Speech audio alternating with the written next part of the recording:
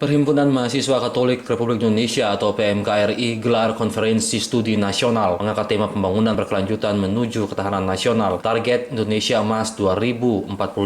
Pokok pembahasan utama yang dibahas adalah ekologi lingkungan hidup, penegakan hukum dan hak asasi manusia. Wakil Gubernur NTT Yosef Naisoi yang membuka acara mengajak kurang lebih 2.000 peserta yang hadir untuk melihat secara ideal atau realita terhadap kondisi lingkungan. Kemudian peserta diajak juga untuk mempengaruhi menyesuaikan diri dengan perkembangan masyarakat dan perubahan zaman. Itulah ciri khas dari seorang pemuda. Itulah ciri khas dari organisasi pemuda. Seorang pemuda harus kritis. Tapi tidak radikal. Radikal dalam pemecahan masalah, saya setuju. Radikal di dalam memberikan pendapat, saya sangat setuju. Tetapi radikal di dalam toleransi, no way untuk Indonesia. Karena Indonesia sudah mengatakan lakum dinukum waliyadin, agamamu untukmu, agamaku untukku. Kita di Kristen sudah mengatakan cintailah Tuhan alam. Kenapa kita mengangkat tema ini?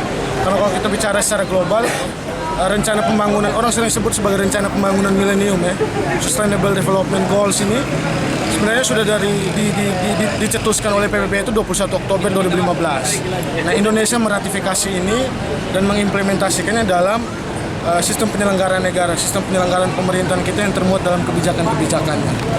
Dalam proses itu, kita melihat ada beberapa hal yang sifatnya sinergis. Kalau kemarin kita lihat pidato Jokowi, dia menyebutkan 5 hal pokok. Ada tentang pembangunan sumber daya manusia, tentang APBN yang efektif, tentang reformasi birokrasi. Tapi ada 2 hal yang terlupakan menurut kami yang perlu disoroti dan perlu kita sikapi bersama, yakni ekologi, tentang kelestarian lingkungan hidup, dan yang kedua adalah tentang penegakan hukum, dan paling penting adalah hak asasi manusia. 2 hal ini yang menjadi sorotan kita, kenapa kita menyelenggarakan acara ini, di mana nanti selama... Ketua Umum Presidium Pusat PMKRI Yoris Kago berharap dengan konsep besar pemerintah dalam membangun NTT agar dapat melibatkan semua pihak. Sementara untuk permasalahan hukum, menurut Yoris permasalahan human trafficking di NTT terasa senyap pada pemerintahan Victor Yosef. Menunggu suara-suara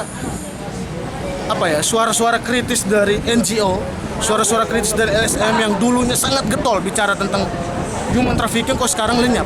Di mana semua ini? Teman-teman aktivis mahasiswa PMKRI juga sudah kita ingatkan, meskipun selama ini fokus dengan acara ini, untuk setelah ini kita tetap serius untuk bicara human trafficking. Selama ini saya lihat banyak kok mayat-mayat yang kembali berdatangan dan semuanya itu diam bisu. Penegakan hukum di sini ya paling penting adalah penyelesaian human trafficking. Dan yang kedua, kalau lingkungan hidup, tadi saya sampaikan bahwa kita buka investasi, kita mau dorong pariwisata sebagai leading sector di NTT dengan segala macam konsep yang luar biasa yang sudah ditawarkan oleh pemerintah provinsi hari ini. Tapi saya ingatkan sekali lagi, jangan sampai investasi yang dibuka lebar seperti ini kemudian menjadikan rakyat NTT sebagai penonton. Itu yang pertama. Yang kedua, jangan sampai kemudian merusak lingkungan hidup, merusak sumber daya yang ada di NTT ini yang kemudian tidak bisa dinikmati oleh anak cucu kita ke depan. 2 hal ini penting. Jadi jangan sampai kita hanya menjadi pemuas nafsu para investor, tetapi tidak untuk rakyat NTT itu sendiri. Itu yang paling penting. Kegiatan berlangsung selama 1 pekan di Kota Kupang, hadir seluruh pengurus PMKRI dari seluruh Indonesia. Kegiatan dibuka dengan konferensi studi nasional dan dilanjutkan dengan diskusi internal PMKRI selama 1 pekan. Kiri Rudolf, FB TV melaporkan.